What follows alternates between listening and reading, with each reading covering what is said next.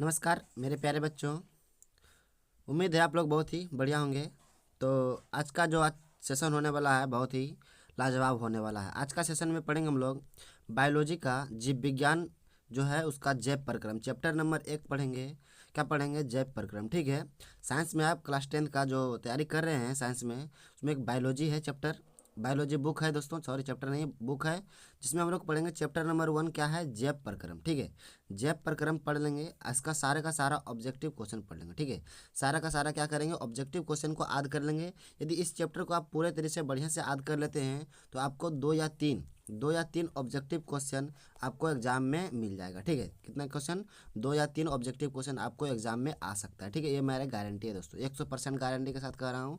तो आप लोगों से यही उम्मीद है कि अभी तक मेरा चैनल को सब्सक्राइब नहीं किया है तो चैनल को सबसे पहले सब्सक्राइब करके बेल आइकन को दबा के अपने दोस्तों के पास शेयर कर देना है। ठीक है। तो बिना विलंब के हुए अपने प्रश्नों की ओर चलेंगे। तो पहला प्रश्न देखिए क्या है इस चैप्टर का।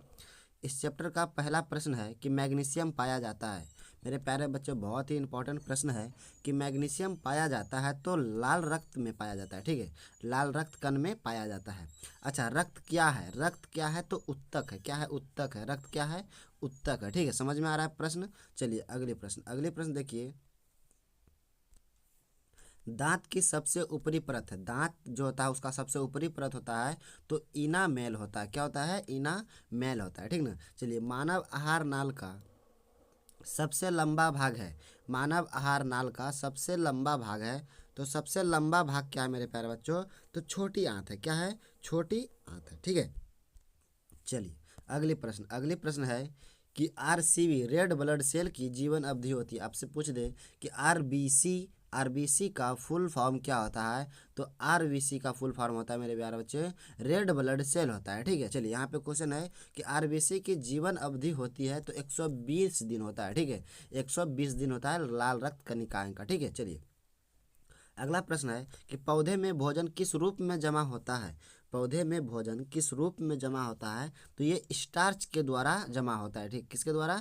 स्टार्च के रूप में जमा होता है। ठीक ना। देखिए अगले प्रश्न है कि किस किस जीव में हेमोग्लोबिन नहीं होता है? कौन सा जीव है जिसमें हेमोग्लोबिन, खून होता ही नहीं? तो ये मक्खी जो होता है इसमें ब्लड नहीं होता है। ठीक है। हेमोग्लोबिन नहीं होता। चलिए, हेमोग्लोबिन की कमी से कौन सा रोग होता है? हेमोग्लोबिन के कमी से कौन सा रोग होता है? तो एनीमिया होता है। कौन सा रोग होता है मेरे प्यारे बच्चों? एनीमिया होता है। बहुत ही इंपॉर्टेंट सब प्रश्न है, बहुत ही वीवीआई प्रश्न सारे के सारे आपको इस चैप्टर में मिल जाएंगे। बहुत ही इंपॉर्टेंट सब प्रश्न है। चलिए, एक एक करके याद करते चलना है सारे के सारे प्रश्न को। देखिए, अगले प्रश्न है कि मनुष्य के आहार नाल में अवशेषी अंग है। मनुष्य के आहार नाल में अवशेषी अंग है तो अपेंडिक्स है। क्या है? अपेंडिक्स है। ठीक। चलिए, क्वेश्चन ठीक है, समझ में आ रहा है? अपेंडिक्स है। ऑक्सीजन का वाहक है। ऑक्सीजन का वाहक कौन है? तो आरबीसी है। क्या है? आरबीसी है। ठीक है। चलिए, अगले प्रश्न है कि प्रसिद्ध क्या है? प्रसिद्ध पुस्तक द माइक्रोग्राफिया। क्या है? माइक्रोग्राफिया किनके द्वारा लिखी गई थी? प्रसिद्ध पुस्तक द माइक्रोग्राफिया किनके द्वारा लिखी गई थी? तो रॉबर्ट हुक के द्वारा लिखी गई थी। किसके द्वारा? रॉबर्ट हुक के द्वारा लिखी गई थी। ठीक है। चलिए, कौन सा संवाहन उत्तक है? कौन सा संवाहन उत्तक है? तो ये क्वेश्चन गलत है दोस्तों, ये गलत टाइपिंग हो गया है तो इससे कोई दिक्कत नहीं है। चलिए, अगले प्रश्न क्या है देख लेते हैं। देखिए, प्रोटोजोआ क्या है? प्रोटोजोआ उत्सर्जित पदार्थों का निष्कासन कैसे करता है? प्रोटोजोआ उत्सर्जित पदार्थ का निष्कासन कैसे करता है? तो विसरण द्वारा करता है। किसके द्वारा करता है? विसरण द्वारा करता है। ठीक ना। देखिए, श्वसन के अंतिम उत्पाद होता है, श्वसन का अंतिम उत्पाद होता है CO2H2O होता है। ठीक है। क्या होता है? CO2H2O और क्या होता है? ऊर्जा होता है। ठीक है। चलिए मेरे प्यारे बच्चों, प्रश्न बहुत ही लाजवाब सब हैं, सभी के सभी प्रश्न को याद कर लेना है ताकि एग्जाम में कोई परेशानी ना हो। ठीक है। चलिए, देखिए यहाँ पे प्रश्न का कह रहा है कि चालनी नालिकाएं पाई जाती है।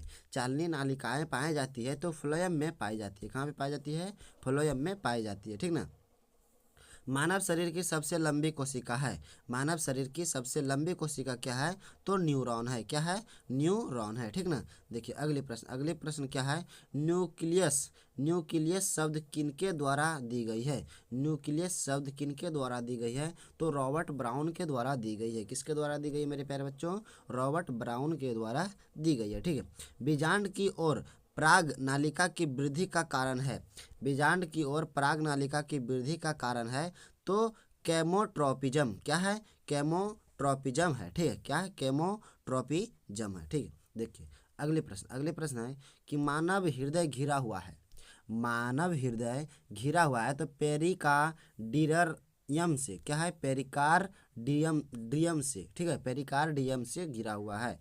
चलिए अगले प्रश्न, मनुष्य में श्वेत रक्त कोशिका की जीवन अवधि कितनी होती है, मनुष्य में श्वेत रक्त कोशिकाओं की जीवन अवधि कितनी होती है, तो 12 से 20 दिन होता है। कितना दिन होता है, 12 से 20 दिन होता है। ठीक है, अगले प्रश्न है, पौधे और पशुओं की कोशिकाओं का वैज्ञानिक अध्ययन क्या कहलाता है, पौधों एवं पशुओं की कोशिकाओं का वैज्ञानिक अध्ययन क्या कहलाता है, तो कोशिका विज्ञान कहलाता है। क्या कहलाता है मेरे प्यारे बच्चों, कोशिका विज्ञान कहलाता है। ठीक है, देखिए अगला क्वेश्चन है, अगला प्रश्न क्या है कि कौन ट्रिप्सन एंजाइम का कार्य करता है, कौन ट्रिप्सन एंजाइम का कार्य करता है, तो प्रोटीन का पचना, क्या करता है, प्रोटीन का पचना करता है। ठीक है, देखिए अगला प्रश्न क्या है, मुख गुहा में आहार का कौन सा भाग का पाचन होता है, मुख गुहा में आहार का कौन सा भाग का पाचन होता है, तो कार्बोहाइड्रेट का, किसका होता है मेरे प्यारे बच्चों,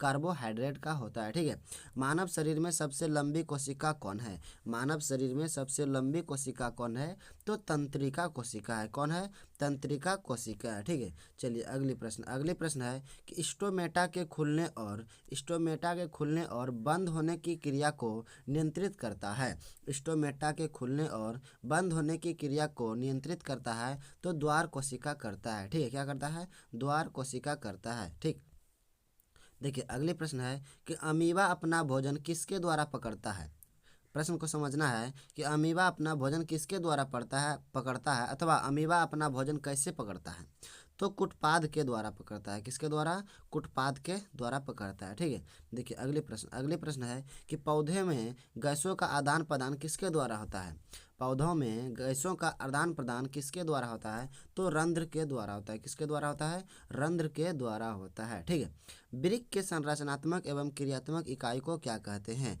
वृक्क के संरचनात्मक एवं क्रियात्मक इकाई को क्या कहते हैं, तो नेफ्रॉन कहते हैं। क्या कहते हैं मेरे प्यारे बच्चे, नेफ्रॉन कहते हैं। ठीक है, चलिए अगले प्रश्न क्या है, कौन उत्सर्जी अंग है, कौन उत्सर्जी अंग होता है, तो ये वृक्क जो होता है मेरे प्यारे बच्चों उत्सर्जी अंग होता है। ठीक है, चलिए अगली प्रश्न,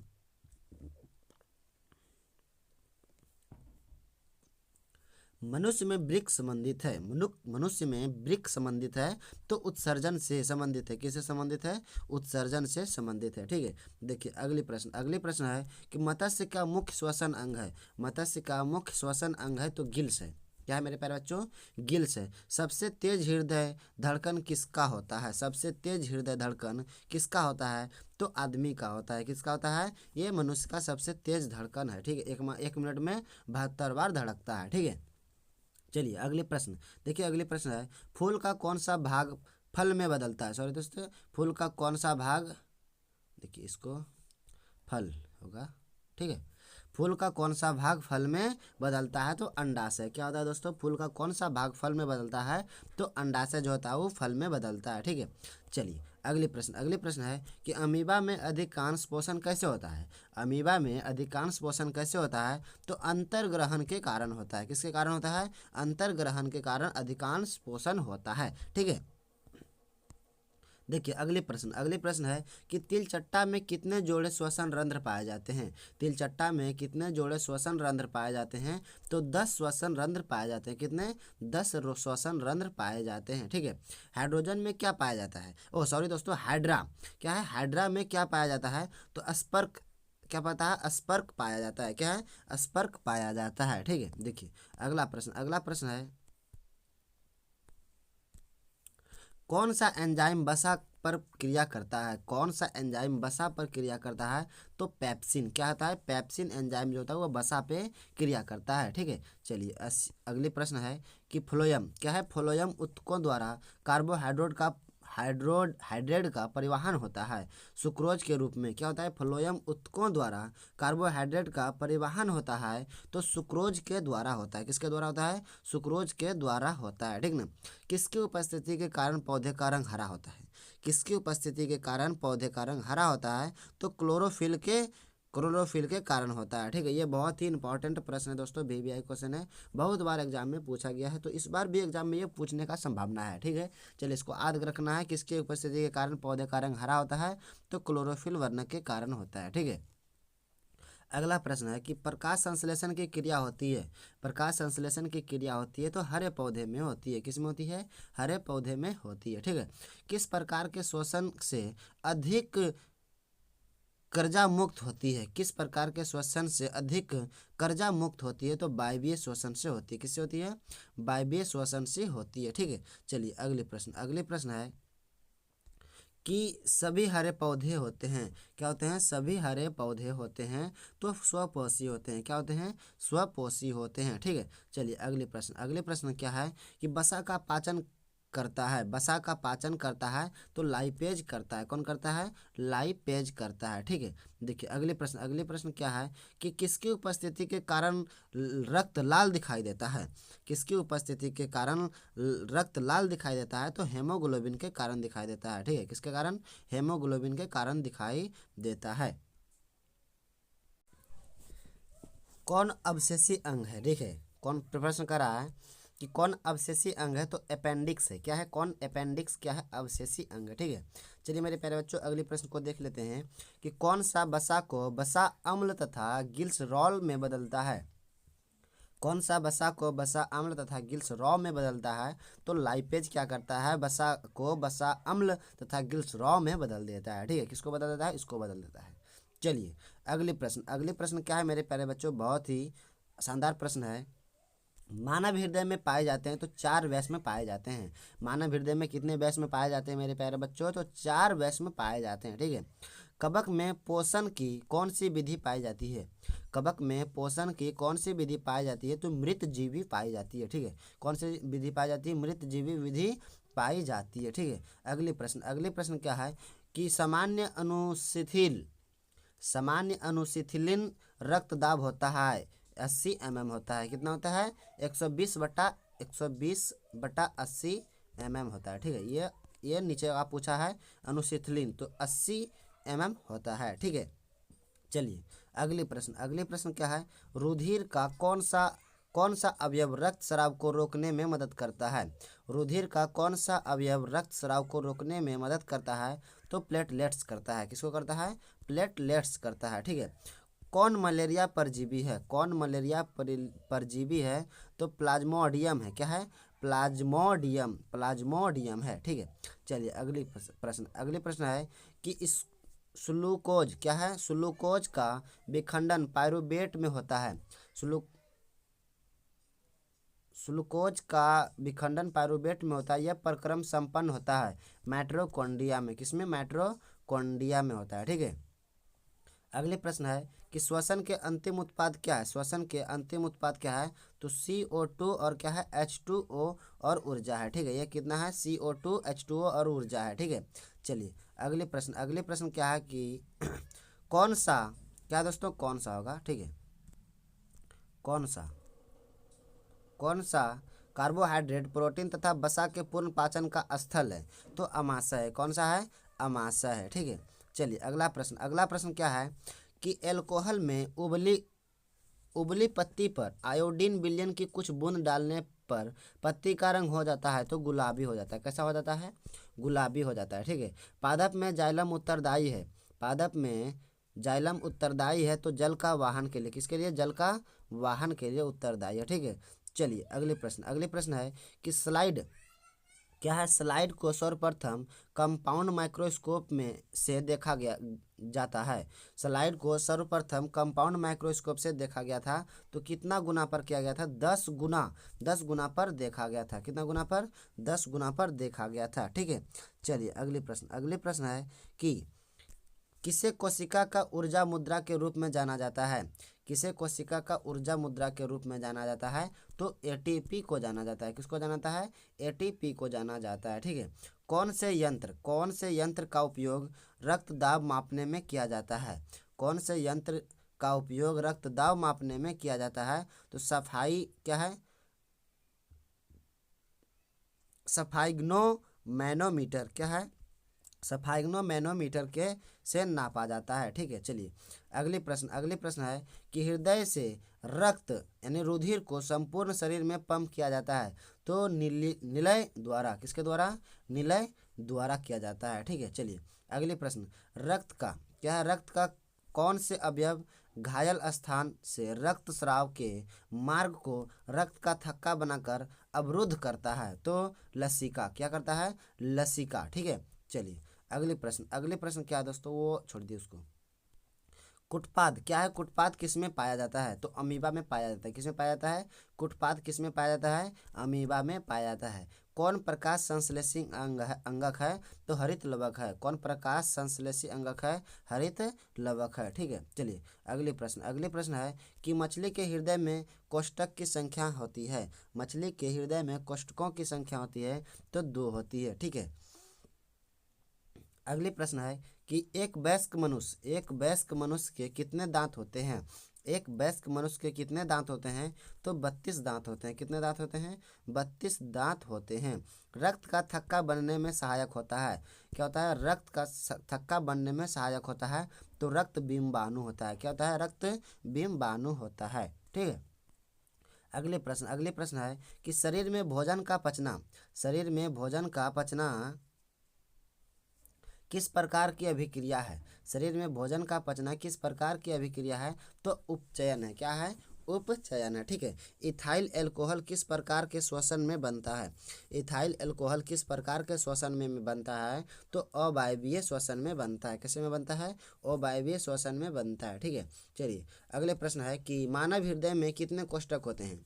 मानव हृदय में कितने कोष्ठक होते हैं? तो 4 कोष्ठक होते हैं। कितने कोष्ठक होते हैं? 4 कोष्ठक होते हैं। ठीक है, प्रकाश संश्लेषी अंगक है। प्रकाश संश्लेषी अंगक है तो हरित लवक है। ठीक है, क्या है? हरित लवक है। मनुष्य के सांस लेने और छोड़ने की क्रिया को क्या कहते हैं? मनुष्य के सांस लेने और छोड़ने की क्रिया को क्या कहते हैं? तो श्वसन कहते हैं। क्या कहते हैं? श्वसन कहते हैं। कवक में पोषण की कौन सी विधि होती है? कवक में पोषण की कौन सी विधि होती है? तो मृतजीवी विधि होती है। ठीक है, चलिए अगला प्रश्न है कि मानव में डायलिसिस थैली होती है। मानव में डायलिसिस थैली होती है तो वो नेफ्रॉन का बना होता है। ठीक है, किसका होता है? नेफ्रॉन का बना होता है। शरीर में भोजन का पचना किस प्रकार का अभिक्रिया है? शरीर में भोजन का पचना किस प्रकार का अभिक्रिया है? तो ऑक्सीकरण भी है। ऑक्सीकरण और अपसीकरण दोनों होता है। ठीक है, मानव हृदय का औसत पंकुचन दाब लगभग होता है। ठीक है, कितना होता है? मानव हृदय का पंकुचन दाब लगभग कितना होता है? 120 mmHg। ठीक है, चलिए अगली प्रश्न है कि किसके द्वारा अमीबा में भोजन का अंतर्ग्रहण होता है? तो केंद्र के द्वारा। किसके द्वारा? केंद्र के द्वारा होता है। ठीक है, चलिए अगली प्रश्न है कि दही में क्या है? दही जमने में कौन सी क्रिया होती है? तो किण्वन क्रिया होती है। दही जमने में कौन सी क्रिया होती है? तो किण्वन क्रिया होती है। प्रकाश संश्लेषण होता है दिन में होता है। ठीक है, प्रकाश संश्लेषण होता है दिन में होता है यानी सूर्य के प्रकाश में होता है। ठीक है, चलिए खुला परिसंचरण तंत्र किस में पाया जाता है? खुला परिसंचरण तंत्र किस में पाया जाता है? कॉकरोच में पाया जाता है। किस में पाया जाता है? कॉकरोच में पाया जाता है। ठीक है, चलिए अगले प्रश्न है कि क्लोरोफिल वर्णक का रंग होता है। क्लोरोफिल वर्णक का रंग होता है तो हरा होता है। कैसा होता है? हरा होता है। ठीक है, अगला प्रश्न है कि जठर ग्रंथियां कहाँ पाई जाती है? जठर ग्रंथियां कहाँ पाई जाती है? तो अमाशय में पाई जाती है। कहाँ पाई जाती है? अमाशय में पाई जाती है। ठीक है, अगले प्रश्न है कि पौधे के वायवीय भागों से जल के निष्कर्षण की क्रिया कहलाती है। पौधों के वायवीय भागों से जल के निष्कर्षण की क्रिया कहलाती है तो वाष्पोत्सर्जन कहलाता है। क्या कहलाता है? वाष्पोत्सर्जन कहलाता है। कौन उत्सर्जी अंग है? कौन उत्सर्जी अंग है? तो ये वृक्क जो होता है वो उत्सर्जी अंग है। ठीक है, चलिए अगला प्रश्न क्या है? स्टोमेटा पौधे के किस अंग में पाया जाता है? स्टोमेटा पौधे के किस अंग में पाया जाता है? तो पत्तियों में पाया जाता है। कहाँ पे पाया जाता है? पत्तियों में पाया जाता है। अगले प्रश्न देखिए कि रक्त में क्या है? रक्त में आयरन की कमी से होने वाला रोग है। रक्त में आयरन की कमी से होने वाला रोग है तो एनीमिया है। कौन सा है? एनीमिया है। प्रकाश संश्लेषण क्रिया में ऑक्सीजन बाहर निकलता है।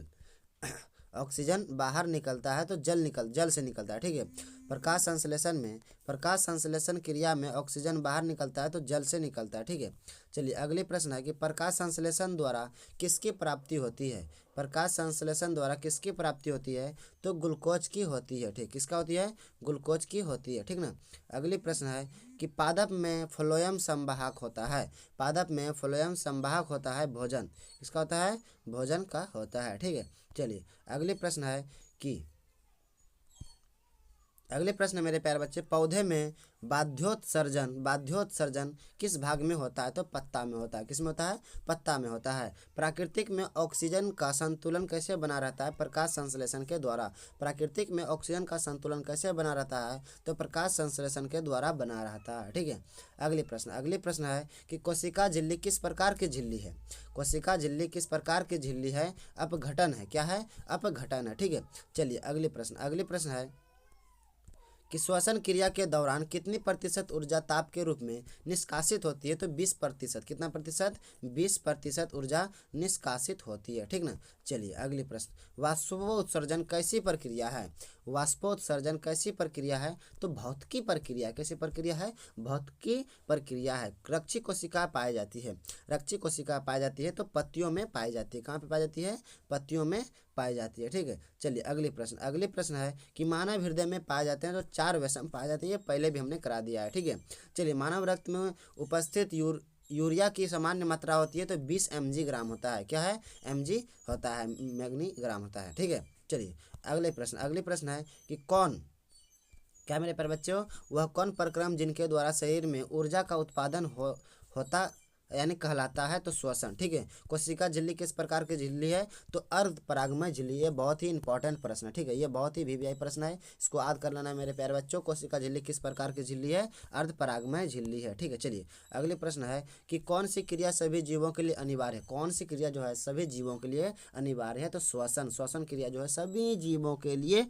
अनिवार्य है। ठीक है, तो मेरे प्यारे बच्चों यह वीडियो कैसा लगा वो आप लोगों को कमेंट बॉक्स में बताना है। ठीक है, कि यह वीडियो कैसा लगा। यदि कहीं पे मिस्टेक हुआ है तो वहाँ पे कमेंट करके बताना है। हाँ मेरे प्यारे बच्चों, अभी तक आप लोगों ने चैनल को सब्सक्राइब नहीं किया है तो सबसे पहले चैनल को सब्सक्राइब कर लेना है, साथ में बेल आइकन दबा के वीडियो को लाइक करके अपने दोस्तों के पास शेयर कर देना है। ठीक है, ऐसे वीडियो लेके आप लोगों के लिए ही लेते आएंगे। यदि आप अभी चैनल सब्सक्राइब नहीं किए हैं तो सोचिए आप कि आपका चैप्टर बाय चैप्टर ऑब्जेक्टिव आप कैसे याद कर सकते हैं। इसीलिए हम बोल रहे हैं दोस्तों कि चैनल को सब्सक्राइब कर दे और chapter by chapter objective question याद कर लीजिए। ठीक है, मिलते हैं अगले वीडियो में। जय हिंद, जय भारत।